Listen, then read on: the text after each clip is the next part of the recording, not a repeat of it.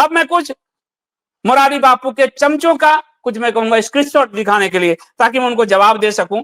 और ये जितने गालीबाज टाइप के लोग आते हैं, मैं सोचता हूं अब इनके स्क्रीनशॉट दिखाया जाए, एक एक करके जरा दिखाओ। ये एक महिला है, कुछ घर से ज्ञान कुछ है।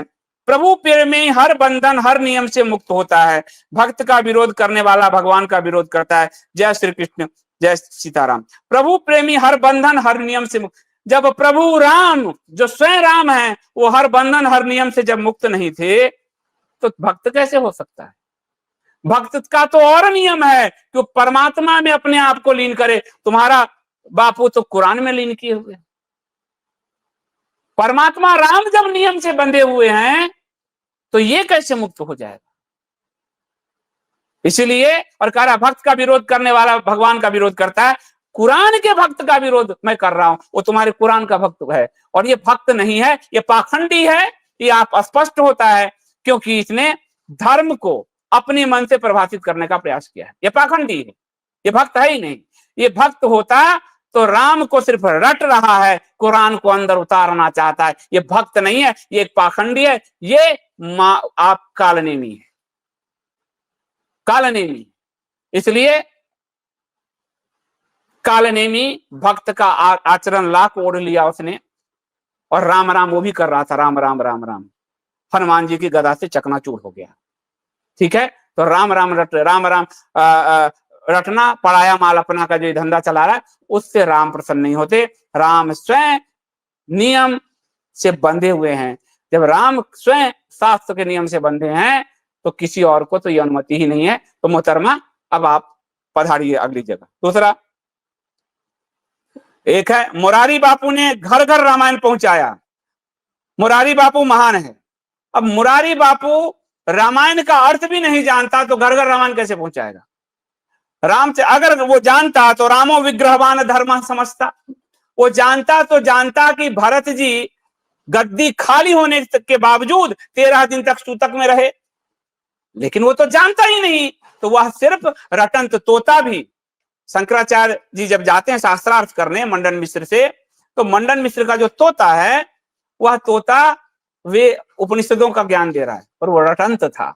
और रटंत में आत्मा नहीं भींगती, आत्मा तक धर्म नहीं पहुंचता। तो घर घर रामायण पहुंचाया। रामायण खुद मुरारी को जब रामायण का ज्ञान नहीं है, वो घर घर क्या पहुंचाएगा? आगे एक है, और नीचे ले जाओ। मूर्ख बना रहा है, जो करना चाहिए वो नहीं कर रहा। राम मंदिर का मुहूर्त का विरोधी है, मेरे बारे में कह रहा है।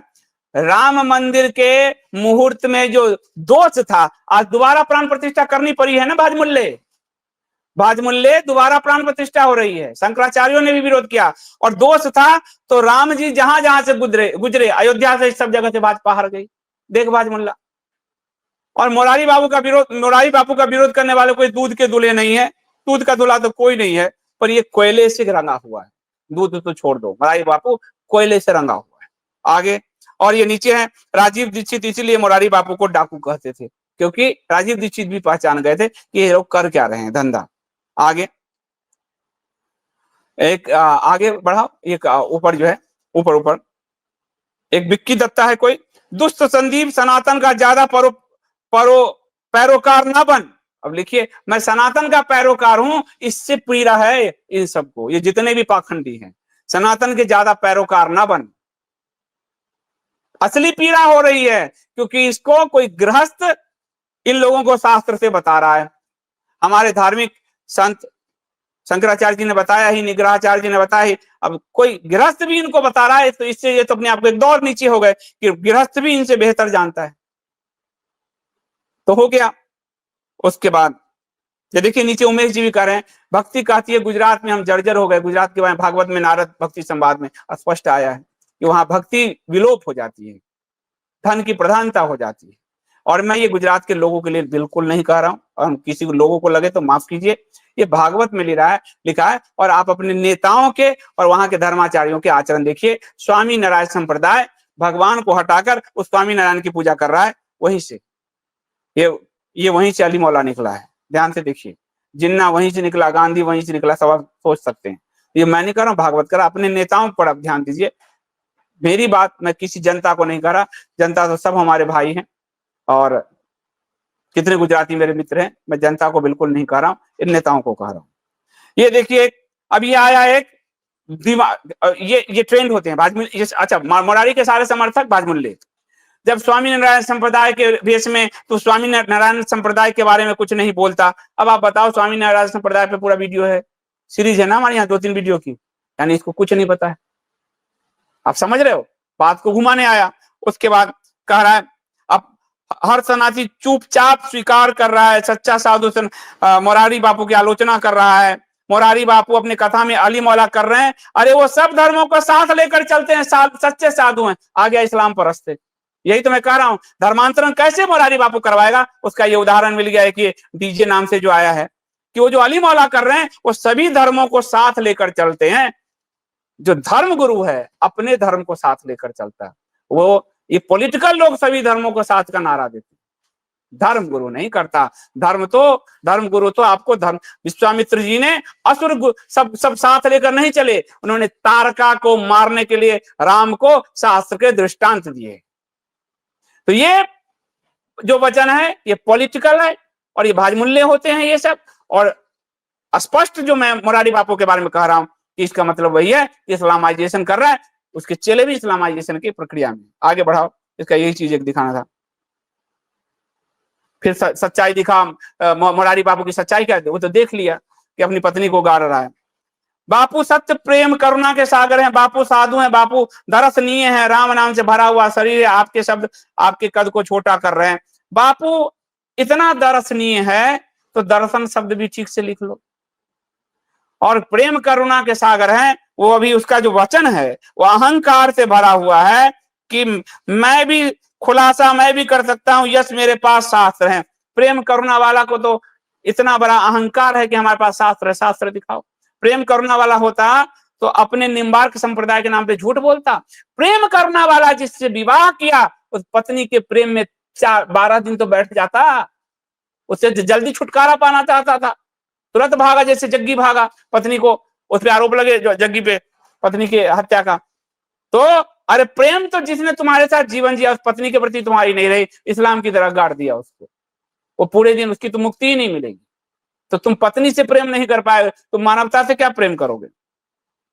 आगे मुरारी बापू को बापू बोल, अच्छा मुरारी बापू का आप नहीं अपना पाप देखो, मुरारी बापू का पाप नहीं अपना पाप देखो। मेरा पाप तो कुछ नहीं, पाप तो शास्त्र के विरुद्ध आचरण है जो तुम्हारा मुरारी कर रहा है। ये है कोई महेंद्र करके, मतलब हिंदुओं कितना ब्रेन वॉश हो चुका है, वो शास्त्र के विरुद्ध आचरण करके सूतक में भगवान को छूकर, सूतक में व्यासपीठ पर बैठक करके पत्नी को कब्र में डालकर वो सबसे बड़ा पाप कर रहा है। मेरा क्या पाप है बताओ, मेरा तो कोई पाप ही नहीं है।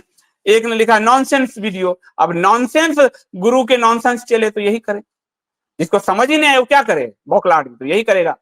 एक ने लिखा राजा, सर राजा पर सूतक लागू नहीं होता, सर राजा पर सूतक लागू नहीं होता, और मोदी अभी देश के सर्वोच्च स्थान पर इसलिए राजा का दर्जा प्राप्त है। मैं कोई ब्लाइंड सपोर्टर नहीं हूं मोदी जी का, एक ब्राह्मण के नाते नियम से परिचित हूं।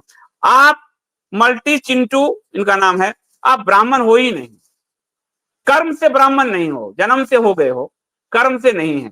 अगर आपको इतना ज्ञात हो जाए, चलो आधुनिक लोकतंत्र से बताता हूं, प्राचीन लोकतंत्र आधुनिक लोकतंत्र से बताता हूं। प्राचीन लोकतंत्र में राजा होता था, उसका एक प्रधानमंत्री होता था। आधुनिक लोकतंत्र में जो हमारी वैशाली गणराज्य की व्यवस्था क्या थी कि एक को कई जनपद मिलकर एक राजा चुनते थे। आज वो व्यवस्था राष्ट्रपति के पास है, राष्ट्रपति और संसद से मिलकर पूरा ये जो है आपका लोकतंत्र बनता है। प्रधानमंत्री राष्ट्रपति के नीचे आता है। तो अगर राजा का भी पद देना होगा, जैसे ब्रिटेन से इन्होंने उधार लिया है, तो ब्रिटेन में राजा प्रमुख है, फिर प्रधानमंत्री, तो वो राष्ट्रपति को पद देना होगा, प्रधानमंत्री को नहीं। प्रधानमंत्री राजा नहीं, वो सारे कानून राष्ट्रपति के हस्ताक्षर से होते हैं, प्रधानमंत्री के हस्ताक्षर से नहीं। तो राजा राष्ट्रपति हुआ जिसके सिग्नेचर से कानून लागू होते हैं, प्रधानमंत्री राजा नहीं हुआ। तो ब्राह्मण अगर आप होते तो ज्ञानवान होते, आप जन्म से हो गए ब्राह्मण, पर कर्म से आपके जो है वो दलित मेंटलिटी आपकी लग रही है। दलित जाति वाली नहीं कह रहा हूं मैं, दलित जो अपने आप को मोदी के प्रेम में दबाए हुए है, वो दलित जो जबरदस्ती का कि मैं कोई ब्लाइंड सपोर्टर नहीं हूं, इससे बड़ा क्या सपोर्टर हो गए? संविधान में क्या लिखा हुआ है? सर्वोच्च देश का प्रथम नागरिक कौन है? दुनिया किसी भी राज्य का प्रथम नागरिक कौन होता है? राजा। यहां कौन है? राष्ट्रपति। कानून किसके सिग्नेचर से लागू होता है? बताओ। संविधान कैसे बनता है? राष्ट्रपति और दोनों सदन मिलकर, वहां नहीं आता प्राइम मिनिस्टर। तो कम से कम लोकतंत्र का तो अध्ययन कर लो। जब तुमको मोदी जी को राजा ही बनाना है तो तुम उनसे बड़े हमारे राष्ट्रपति महोदया को राजा बनाओ लोकतंत्र में। लेकिन हिंदुओं का एक ही राजा है, और इसीलिए कहा गया कि विष्णु भगवान का एक राजा अवतार आया है, वह है राम। यदि सनातन धर्मी होते तो आपका राजा सिर्फ राम, राम राज्य ही कहा गया है, कोई और राज्य नहीं कहा गया। वही एक आदर्श है। विष्णु भगवान कृष्ण भी गद्दी पर नहीं बैठे हो, तो राजा तो सिर्फ विष्णु का जो रूप राम है वही आपके हैं, क्योंकि राम राज्य ही इतने पूरे त्रेता से लेकर कलयुग तक में राम राज्य ही आदर्श है। तो हिंदुओं का सिर्फ एक राजा है। यदि तुमको राजा बनाना है मोदी जी को, तो फिर समझ लो कि राजा राष्ट्रपति होंगे, मोदी जी नहीं होंगे। मोदी जी उनके अधीन है, मोदी जी और उनका पूरा मंत्रिमंडल राष्ट्रपति के अधीन है। तो अधीन वाला राजा कैसे हो जाएगा? इतना तो पढ़ा लिखो। और ब्राह्मण के नाम पर क्यों ब्राह्मणों को मतलब लोग कहें कितना बड़ा मूर्ख है ये व्यक्ति, तो ब्राह्मण कहने से ज्ञानी नहीं हो जाते। ब्राह्मण तो आज सुलभ शौचालय में सबसे ज्यादा 28 2 रुपए 5 रुपए गिनने वालों में ब्राह्मण सबसे ज्यादा है, क्योंकि उसने अपने शास्त्र छोड़ दिए। और जो ब्राह्मण कह रहे हो सबसे ज्यादा हिसाब चुकता मोदी जी ब्राह्मणों से ही करने जा रहे हैं। वो कहे ना हिसाब चुकता, तो थोड़ा तो शर्म करो। जिस परंपरा से उसको पढ़ो लिखो आप। अब एक और आया है, अगर जीव परमात्मा का ही अंश है, ये सौरभ तिवारी है, ये भी ब्राह्मण है। अब ब्राह्मणों की सबसे बड़ी दुर्दशा क्यों हो रही है उसकी कारण देखिए आप। अगर जीव परमात्मा का ही अंश है तो किसी भी परिस्थिति में परमात्मा का अंश अशुद्ध कैसे? उस पवित्र अंश का वास इस शरीर में है, ये हमेशा शुद्ध है। ध्यान दीजिए। अब वो कह रहा है जीव यदि परमात्मा का अंश है तो उसका अशुद्ध कैसे? अब आपको बताता हूं, एक उदाहरण देता हूं। बीज है, ठीक है। बीज को जब आप बोते हो, वृक्ष होता है, उसमें फल आते हैं। कोई फल आपको बहुत ही संतुलित पौष्टिक दिखेगा, कोई फल बहुत अपाहिज जैसा दिखेगा। उसी बीज का अंश है दोनों ही फल। एक फल स्वादिष्ट है, दूसरा खट्टा है। एक फल बड़ा हिष्ट पुष्ट स्वस्थ है और दूसरा क्यों? क्योंकि उस तक पोषकता नहीं गई। और शरीर की पोषकता क्या है? आत्मा। और आत्मा की पोषकता क्या? आपके कर्म। तो कर्म से ही आप पवित्रता जन्म पुनर्जन्म सब होता है आपका। आपके कर्म ही परमात्मा के अंश तो हो, लेकिन चूंकि आप अज्ञानी हो, आपकी आत्मा पर अज्ञान का चादर चढ़ा हुआ है। इसलिए जब तक अज्ञान का चादर नहीं हटता तब तक आप एक अपवित्र अशुद्ध आत्मा ही हो, अज्ञानी आत्मा ही हो। और आत्मा की पूरी यात्रा ज्ञान की परमात्मा तक जाने की यात्रा है। गंगोत्री से वही गंगाजल जो गंगोत्री से निकलती है वही वाराणसी में आते आते गंदी हो जाती है, और जो है प्रयागराज में गंदी हो जाती है। गंगोत्री तो वही है, लेकिन हरिद्वार का जल, ऋषिकेश का जल अलग है और आपको प्रयागराज का जल अलग है दोनों में, क्योंकि उस यात्रा में वो जो अशुद्धियां जुड़ गई है।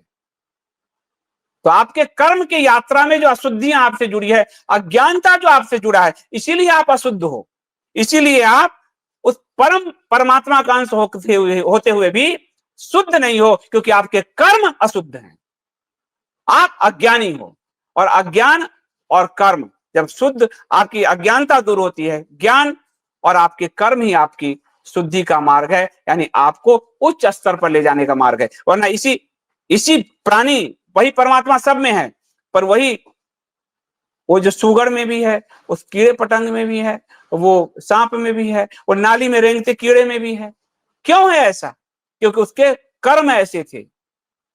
और जब उसको इसका की अनुभूति हो जाएगी उस आत्मा को कि मैं तो उसी परमात्मा का अंश हूं, तो फिर वो कीड़े से अगली योनि ट्रांसफर होकर मनुष्य तक बनता है। तो जब शास्त्रों का ज्ञान ना हो तो कुछ भी गीता के नाम से लिख दो, कुछ भी किसी के नाम से लिख दो, और अपने आप को तिवारी शुक्ला घोषित कर दो कि हम ब्राह्मण हैं, हम सब जानते हैं। ब्राह्मण आज का सबसे बड़े अधर्म का आचार करने वाला हो गया है, क्योंकि उसने अपने शास्त्र धर्म छोड़े। मेरे पंडित जी के जो बेटे सब हैं, वो सबने शास्त्र छोड़ दिए, इधर उधर में सब लगा है। लेकिन जो उनके पिता होता है वो आज भी उतने ही आचरण शुद्ध है, उतना ही काम करते हैं। मेरा गांव, मैं भी ब्राह्मण की ही उपजाति से हूं, मेरे पूरे गांव में ऐसे डंफाले के भाजपा का पिटता रहता है। कर्म से 4 अक्षर शुद्ध नहीं लिख सकता ब्राह्मण। आपको कर्म और जन्म दोनों एक दूसरे से जुड़े हुए हैं। जैसा कर्म करो वैसा जन्म मिलेगा, और जो जन्म मिला उस अनुरूप कर्म नहीं किए तो फिर आप उसी तरह से पतित कहलाओगे। आपकी पूरी यात्रा जन्म कर्म के पूरे ऐसे चक्र से चलता है। ब्राह्मण हम घर में जन्म ले लिए, लेकिन कर्म हमारे मलेच्छो जैसे है, तो हम ब्राह्मण थोड़े हो जाएंगे। अगला जन्म भी हमारा दूषित होने वाला, और ये जन्म भी दूषित है। लेकिन यदि हमारे कर्म भी ब्राह्मण के हैं तो हम ब्राह्मण हैं। ऐसे नहीं कि ब्राह्मण में जन्म ले लिए और कर्म मलेच्छो वाला है तो हो गया ना। इसलिए जो राजा भरत थे, जिनके नाम पे भारत देश पड़ा, राजा भरत की कहानी भागवत पुराण में आती है। उन्होंने अपने कुछ बच्चों को क्षत्रिय बनाया, कुछ बच्चों को ब्राह्मण बनाया, कुछ को मुनि बनाया, ऋषि बनाया। ऐसे उनके कर्म देख देख कर, जन्म तो सबने भारत के ही वंश में लिए थे, लेकिन कर्म उस अनुरूप नहीं थे, तो ऐसे ऐसे उन्होंने डिवीजन किए। ये भागवत पुराण में कथा आती है। तो तिवारी लिख लेने से बुद्धि नहीं खुल जाती, चापलूसी से बुद्धि नहीं खुलेगी। शास्त्र का गहन अध्ययन चाहिए, स्वाध्याय चाहिए, तब जाकर बुद्धि खुलेगी, और किसी अच्छे गुरु का मार्गदर्शन चाहिए, तब जाकर बुद्धि खुलेगी। तो ये आपको संतों के लिए बाभनों का बनाया आडंबर लागू नहीं होता। ये कोई नीलम कुमार है, बाभन यानी कि ये बिहार का है। ये रामचंद्र जी बाभन का आडंबर, रामचंद्र जी क्षत्रिय थे, रामो विग्रहवान धर्म, वो बाभन नहीं थे, क्षत्रिय थे। उनके नियम जो है, रामचंद्र जी जो रामायण में जो नियम है वही धर्म है। मनु क्षत्रिय महाराज थे, वो बाभन नहीं थे, ठीक है। तो उन्होंने जो नियम बनाया है वो चल रहे हैं। तो खुद तो पढ़ा लिखा करो। पता नहीं हिंदू के नाम पे कैसे कैसे मूर्खों के झुंड आ गए। इन लोगों का अगर सही मायने में इस्लामाइजेशन हो जाए, धर्मांतरण हो जाए, वो ज्यादा बेहतर होगा, क्योंकि हिंदू भेष में ये लोग सबसे ज्यादा हिंदुओं का विनाश करते हैं। और एक द पिंक अप क्या है, उन्होंने एक बहुत सही बात लिखी है, देखिए। सर जी, मैं स्वयं रामानंदी संप्रदाय के बावन द्वारा गोत्र में पूर्ण बैराठी रामानंदी हूँ। रामानंदी यानी वैष्णव संप्रदाय। हमारे यहाँ 17 दिन का शौच माना जाता है। मुरारी जी ने वैष्णव समाज पर गलत जानकारी दी है, झूठ बोला है। एक वैष्णव भी आकर कमेंट करके गया।